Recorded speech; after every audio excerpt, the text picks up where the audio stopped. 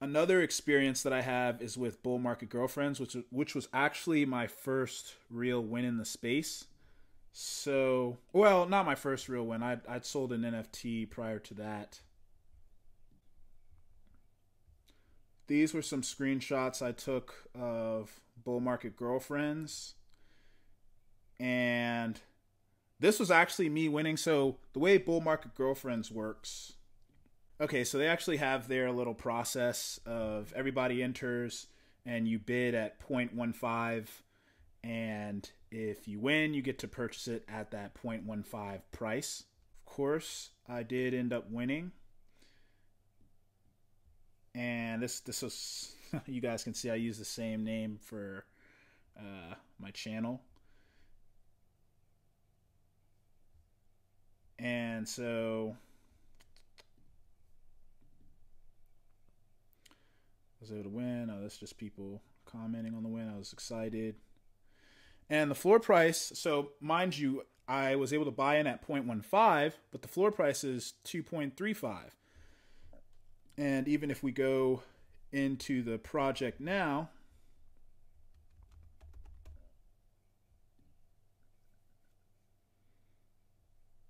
whoa, you see it's at 0.88. So I was able to sell mine for 0.65. So the floor price wasn't even accurate because I couldn't. I may have been the last one to sell. Let's see. Nope. Yeah, so here I am, 0.65. This was 12 days ago. So I wasn't even able to sell at that two floor price. It actually went for much less, but still a pretty amazing flip, right? As I tripled the money that was put in. I wanted to bring this up because it lets you guys know the importance of raffles in the NFT spaces. I mean, you've seen all these. What's the recurring theme that you're seeing with getting into these projects? It's raffles, and that's how it's done on Twitter. If you look at any of the Twitter pages for NFTs, it's all raffle oriented. We even have Hoke Hustles, which I mentioned before. He's a friend of mine.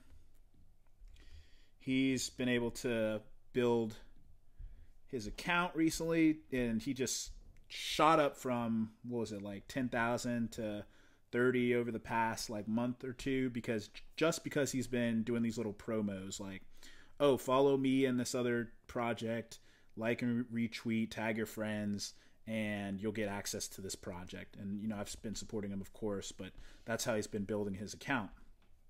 So the NFT space is built off of raffles. All right. And this is like bull market girlfriends. You see, like, the whole big push with NFTs is that they're going to integrate into the metaverse at some point. And so I thought this was pretty cool, actually. You're actually able to see the bull market girlfriends exhibit, shall I say. And they've got a lot of the releases here.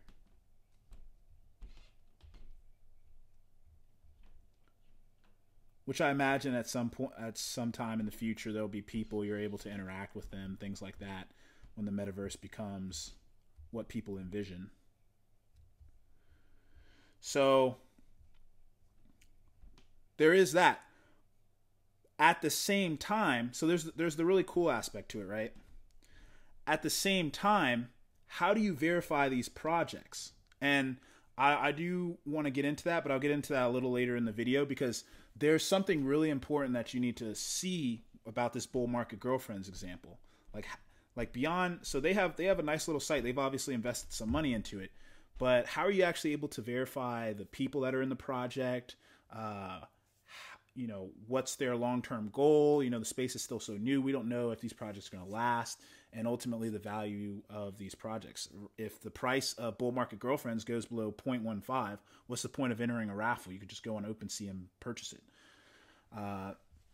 But we'll touch back on that a little bit later.